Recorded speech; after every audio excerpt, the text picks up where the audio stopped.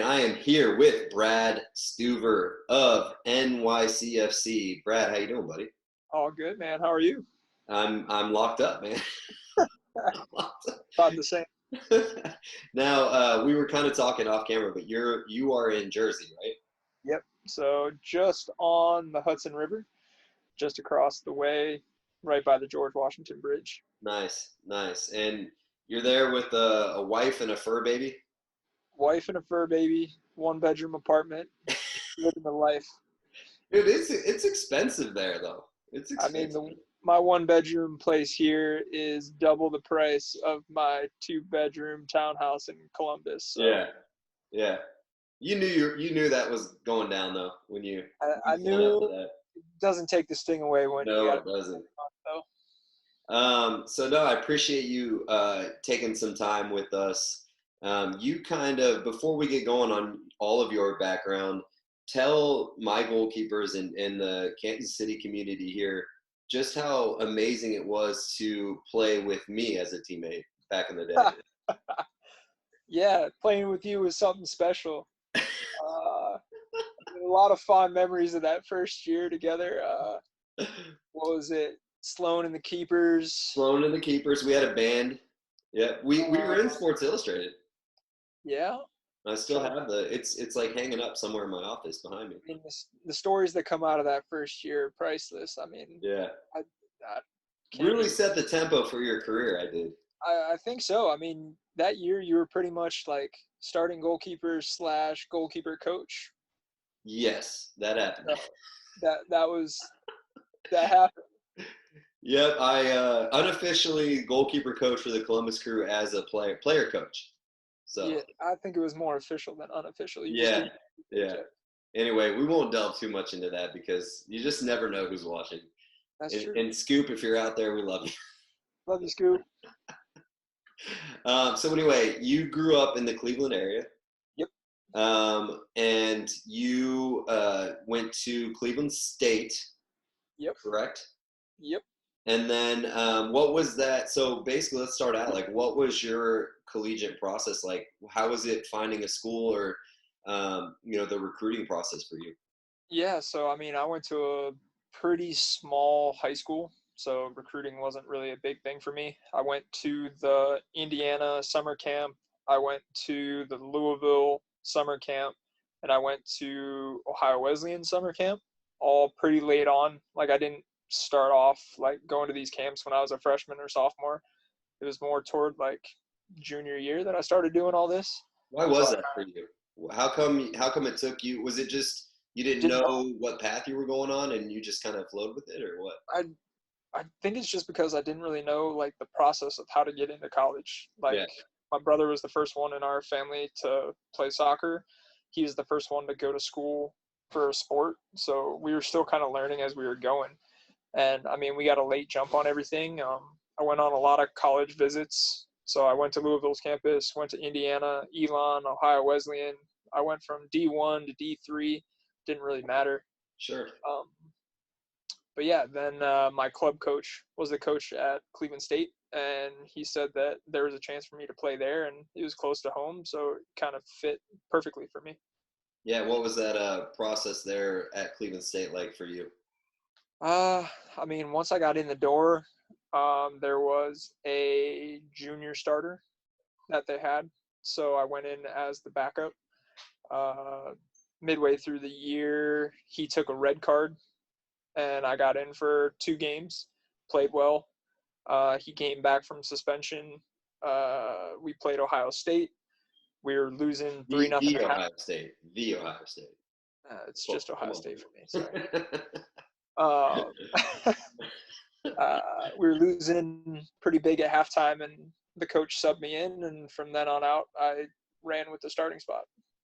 Nice, man. Yeah. So, uh, talk about the transition from club ball to club and high school ball um, to college, and then even into the pros. Did you have much specific goalkeeper training as a club goalkeeper, or was it just because when I was coming up, my club coach was a goalkeeper, so that helped a little bit.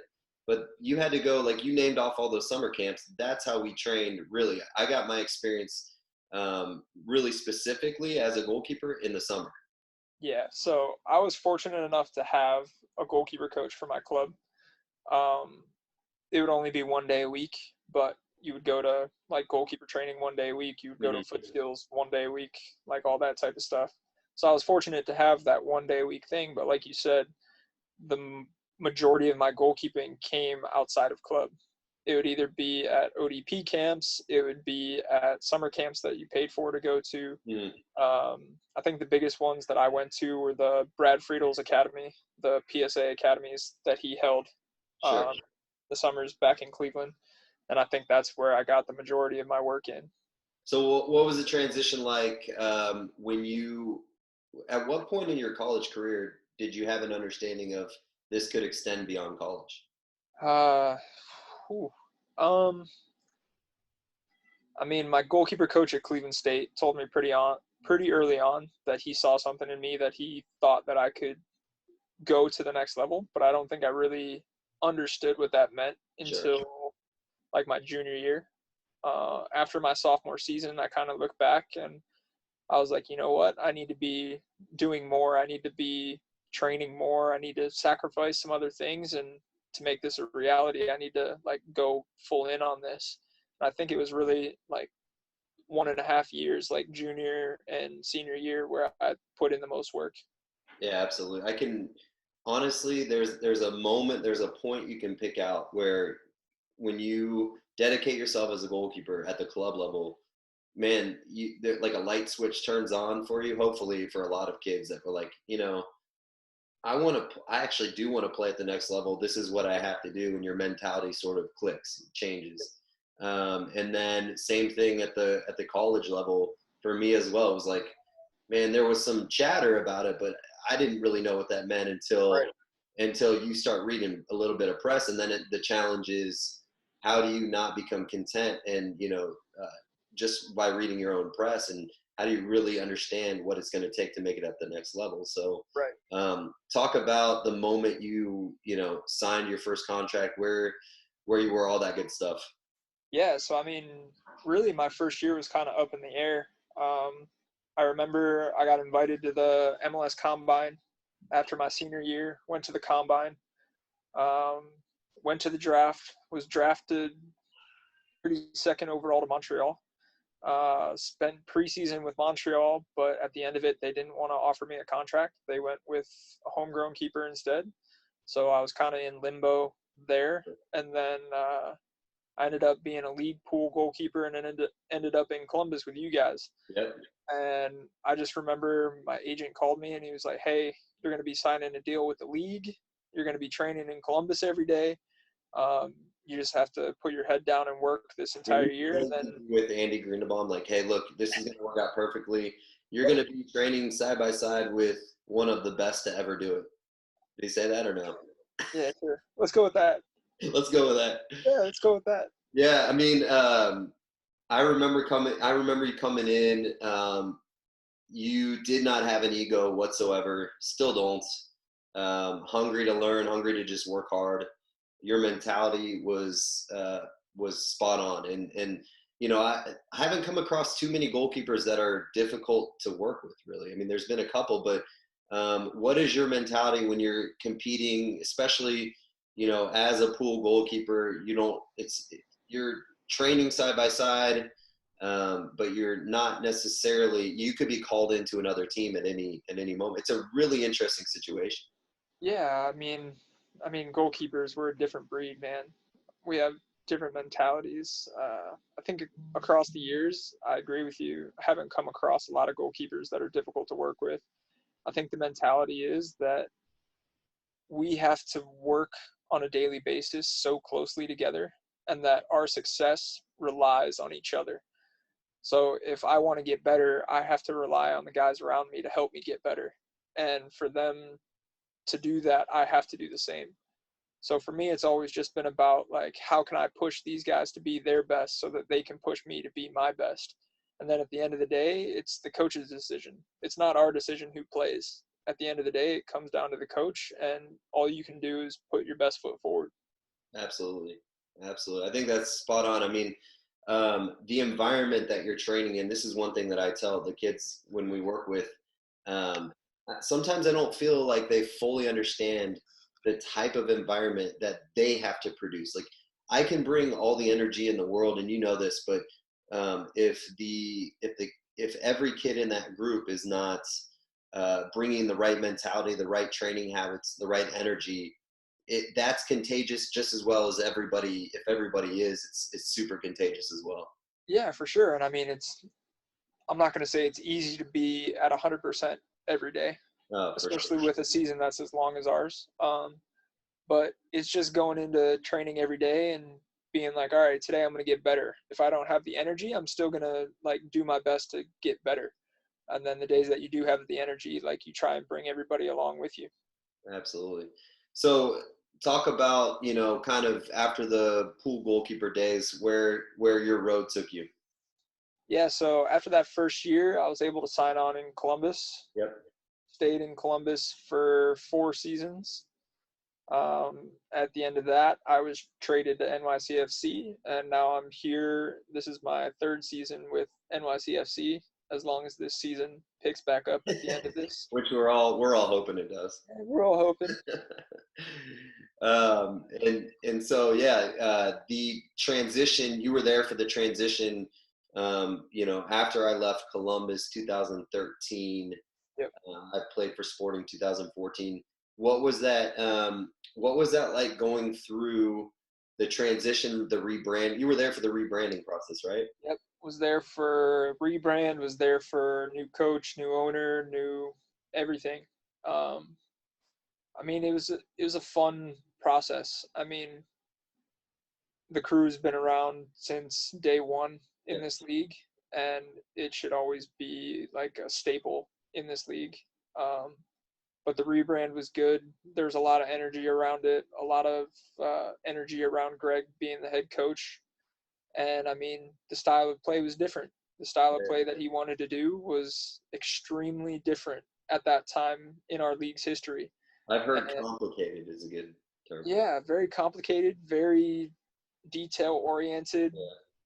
Like goalkeepers needed to be able to play out of the back as well as a field player. Um, and I mean, that was 2014. We're 6 years on, and now you see that more and more across the league, across the world. So, I mean, being a part of that so early was probably very beneficial. Yeah, I mean, you talk about being able to play with your feet. There's not a session that goes by where, in my training sessions, we're not working on that, making decisions in that, at least getting touches on the ball with our feet. What was your background with that at the youth level? Was that something that was stressed, or is that something that was learned later on? So for me, that was something that was stressed. I was fortunate. So, like, I always went to foot skills training as well as goalkeeper training.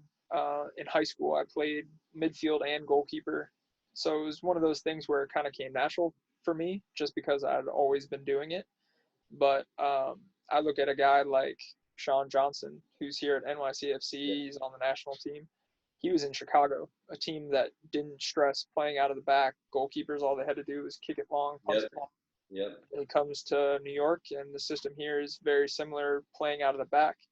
And in his 4 seasons here, he's come a long way just by putting in the work every day, like doing the extra touches when he needs to. And I mean, like you say, it's like every training session, there's some type of component playing with your feet. Absolutely. So going back, what was it like to play for now the U.S. men's national team coach and Greg Berhalter? Yeah, playing with Greg, um, it was fun, but it was difficult. Um, he expected a lot of you, and he had a certain way of doing things, and you had to buy in completely for it to happen. For sure. And I mean, the style of play was fantastic. We had a great team. We had a great group of guys, and I'm happy that I was there at that point in my career. Mostly positive for the most part. It's never perfect, is it? It's never. Nothing's ever perfect. Yeah, yeah. And your experience with NYCFC playing with Sean Johnson, how's that been? Obviously I've had the opportunity to play against Sean for a long, long time in Chicago. So he's been around the block for a long, long time, as well as yourself. So how's that dynamic between you two? It's great. Sean's a great guy. On and off the field, since day one, he's been extremely welcoming. We have a really good dynamic on the field. Our group of goalkeepers is probably the best I've ever worked with, just from top to bottom, like goalkeeper coach to third string. Um, but yeah, he's great. Like I learn a lot from him just because he's been in so many different situations and so many different weird scenarios that I can kind of draw information from. So Yeah, yeah, yeah. All you got to do is listen to the Benny, Sal, and Ike podcast, season 1 of Sean Johnson. There's some fun stories on there about I that. was gonna say, I heard a couple of those episodes. I haven't listened to Sean's yet though. Yeah, it's a good one. It's a good one. So talk about the transition from going to, something you're so familiar with in Columbus to, I mean, a massively supported, club in NYCFC. Like, what was that like going to New York? I mean, it's got to be a total culture shock. Yeah, I was gonna say, as my wife is laughing in the background. Yeah. Um, yeah, it was a big culture shock. I mean, Columbus, it was 2 hours from our family, hour Yeah. and a half from our family. Everything was kind of what we were used to. Training was 15 minutes away. You can go anywhere in 10 minutes, drive anywhere. Prices were reasonable. And we started looking here in New York, New Jersey. Prices are high.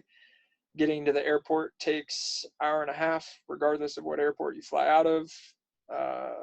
Transit into the city, bus, ferry, Uber, anything you want to talk about. We can go on for days about it, but I mean, it was a big shock. I'm a big homebody, so I don't really go into the city very much. Um, but yeah, just dealing with it was extremely difficult, but it was easier because I have my wife, I have my dog, I have a little bit of grounding here. So I thought about that when I knew you were going there. I was like, man, what would I be thinking?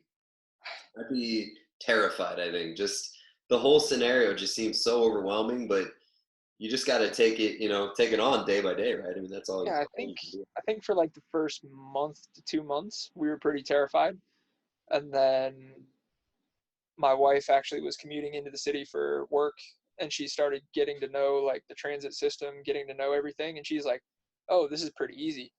It sucks, but it's Yeah, easy to figure it's out." doable. Like Yeah. when you have to do 45 minutes on a bus to then take a subway for 20 minutes just to go 5 miles, it's like, oh, okay, that's kind of ridiculous. But like, So what's your daily? I mean, assuming this whole pandemic clears up and you go back to training, before it, after it, what is your daily commute like to training and then games? so we picked a spot where my commute to training was pretty quick. It's only about 25 minutes. We drive. We have a couple guys in our apartment complex so that we can carpool every day. So we go 25 minutes to training. We have breakfast. We work out on the field, film session, lunch. Then we're back home. Probably home around 2 or 3 in the afternoon. Most days I'm on video games trying to unwind. Um, What's your other game days, of choice, man? I'm sure all these kids can relate. Call of Duty, man. Call of Duty. Uh, Wifey's over there saying, "Man, like you got to stop this. You got to yeah, stop." being home this much, she's definitely telling me I need to stop playing video games as much. You said you were doing yoga, right? Yeah, I mean, she's a yoga instructor, so she's trying to get me Give to her, do hey, more yoga with her. give her a shout out on here. Yeah, but I mean, I hate yoga, so I'd rather be in the weight room. And Uh, here I am telling all my kids, like, if I would have done yoga starting in college, I could have played a few more years. But it's probably true though. She tells me that all the time. She's like, if you start yoga now, you might add 2 years to your professional career. I found yoga like it really helped with my breathing. So when we were doing fitness, I was able to push through because Yeah, it's. I mean, you're breathing into muscles. yeah, They're lengthening. She'll tell you all yeah. that stuff. She knows. But I always felt better, and when I was doing yoga, I felt like I could just kind of push a little bit further. And this coming from a guy who ended his career with 10 injuries, so it was too late for me. But Only 10? what's that? It was only 10? It was only 10. I mean, only 10 I could file workers' comp for, you Oh, okay. know. Hips, shoulders, elbows. Bro, everything. All on my right side of my body, too. All on the Oh, right side. Not oh, one on the left. no left peg though. It's well, I worked on it a little bit, but yeah, I mean, it's for standing on, you know. It's for standing Okay. on. So, going back to the dynamic with you and Sean, because a lot of these kids, you know, a lot of them play game in and game out, and when they transition to college, that might not be the case. I've been a backup for a long time. I've started here and there as well, and had good runs of being a starter. But you've had he goes off to national team duty or something. You've had strings of games. You know you can play at this level. How do you keep yourself sharp? What's that routine like for you? Yeah, I mean, this is really my 8th season of being a backup, whether it's second string, third string, whatever. Last year, I was fortunate enough to get a string of, I want to say it was like 8 to 10 games in the summer. That was the most games I've played in a year since I turned pro. The biggest thing for me is just you have to be confident in your abilities going forward. Like, yes, I know that I'm capable of being a starter at this level, but my current situation doesn't allow me to do that. So I can't let that be a hindrance to my performance. I need to go into training every day, act as if I am going to start on the weekend, and then on the weekend, I'm just not in the game. So throughout the training week, I hold myself to a standard where I have to be the starter. Yes, it's difficult not playing in those games, but at the end of the day, it's not up to me. It's not up to Sean. Uh, all of these decisions come from above us. And I mean, all you can control is how you perform. And that's the only thing I'm worried about right now. Yeah, I mean, I know what that's like. When you get an opportunity, you can't hold it up on a pedestal. I mean, you just have to take it. You've been doing this a long time. Because if if you hold it up, you might make the moment bigger than it actually is, and you Right. need to be able to perform. We know the mental side for goalkeepers is crazy, but you have to take advantage of the opportunities that you have without putting that undue pressure on yourself. So it's a really fine balance there, but you just got to trust in the training, you know? And I mean, thing to do, opportunity, you're so focused on like not screwing up, and like your mind kind of goes to don't screw up, don't screw up, don't screw up. And all of a sudden it's like, wait, that's not the mentality you should be Yeah. having. Just like go out and do the things that you already know how to do and you'll be fine. Yeah. Trust in yourself. Yep. What are you doing to stay fit in this? Because you're in a small place. Yep. Obviously, I don't know what the situation is there, but we're pretty locked down here in Yeah. Canada. So we're pretty locked down. We're not really supposed to be leaving our apartment unless we're going to get groceries or something. Sure. Um, so we went on lockdown. What's today? Saturday. We went on lockdown a week and 2 days ago. So we went on lockdown Thursday. Um, first couple days I took off just because it was the weekend. Like, didn't know what was happening. But then throughout this past week, I did yoga one day. I did a body weight circuit one day, and then yesterday I went out did some did some running. Unfortunately, my least favorite workout. Just a Oh flat. yeah, and I had a weight workout. That's Yeah. right. I forgot. I had 4 workouts this week. So Well, that's pretty good. So I mean, as far as working out goes, you're limited in space. yeah, Assuming you're talking to, because that's what you're doing. You're talking to a youth player that is itching to do something. Man, can you even think of like a goalkeeper related exercise that would be really beneficial? I'm putting you on the spot here. Um, but like, what so is I mean, if you had one thing that you were like, I'm going to do this exercise to make, I know it's goalkeeper specific. What would it be? You have anything? Yoga? not yoga. One exercise. I mean, I guess I would focus on,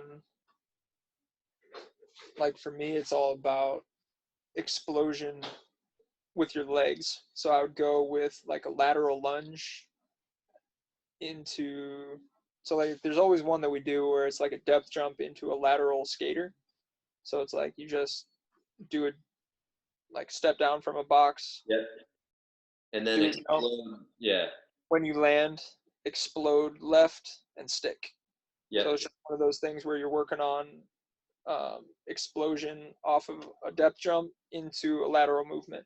And I think for a goalkeeper, like like everything is quick bursts. And I think for me, that's probably one of the better ones to be doing right now.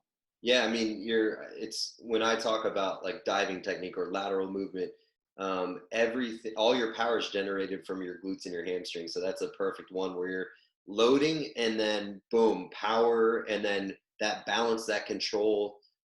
When you stick that one-legged landing, that's a perfect one. And I will show everybody that's watching this how that's done without hurting myself, I obviously. was, I was gonna say I would demonstrate. I got the space for that. No, man, I don't. You're not. Too much Call of Duty. You just calm down over there. I was gonna say my knees, they're taking a break right now.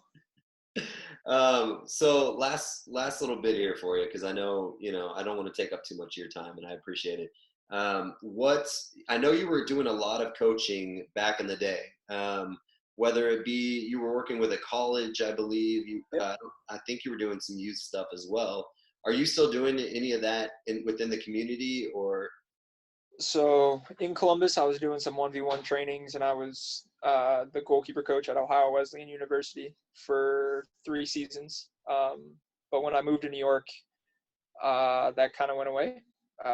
The commute time here and the commitment in the training facility was a little bit longer.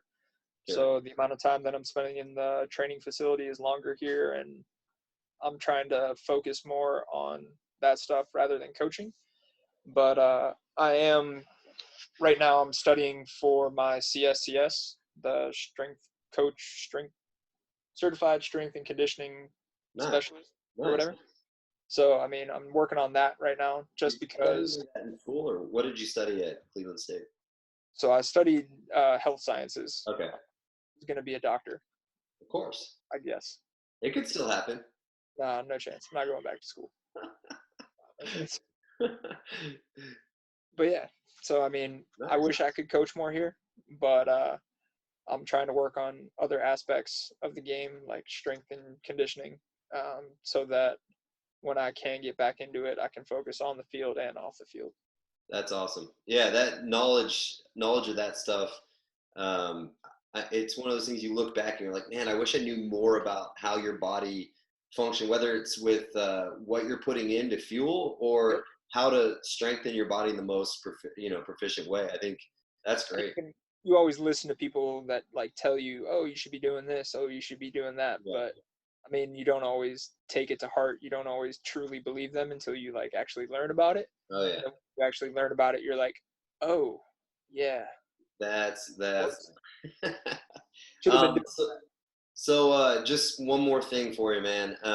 What do you guys like? What do you guys do to fuel your body? Like your typical. I was doing a high school preseason girls camp, and I had them fill out a daily list of what they're eating, and man, I got to tell you, it needs work, and they're not the only ones. So, and I'm getting that information to these girls as well. I'm still on it. So, it's not just them. How do you I've done a lot of work. What's that? I've done a lot of work on the diet over the past 8 years. From like I think in year 1 I was eating Pop-Tarts for breakfast, Subway for lunch, and I don't even know what I was eating for dinner. So I mean, it's come a long way.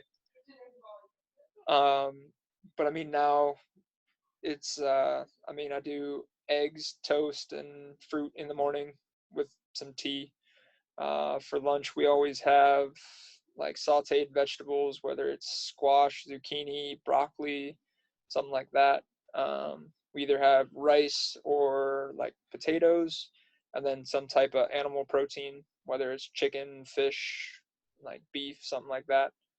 And then for dinner, very similar, lots of vegetables, a little bit of animal protein, and a carb here or there. Yeah, a carb. A carb. Some type of carb. One carb. 1 gram of carbs. But yeah, I don't shy away from the carbs. I like the carbs. It's amazing. That's another thing, like a learned habit, because I was the same way, man. Like in college, just crushed whatever. Like, right, there was a Oh, Papa John's in a Qdoba right next to the study center. okay. Just every day, just yeah. Yeah. So I it's think then you definitely didn't a really have learning. to worry about it though. Like whatever you ate fueled your body and you didn't Yeah, really feel it. yeah. Now I'm 28 and what I put in my body matters and it makes a difference.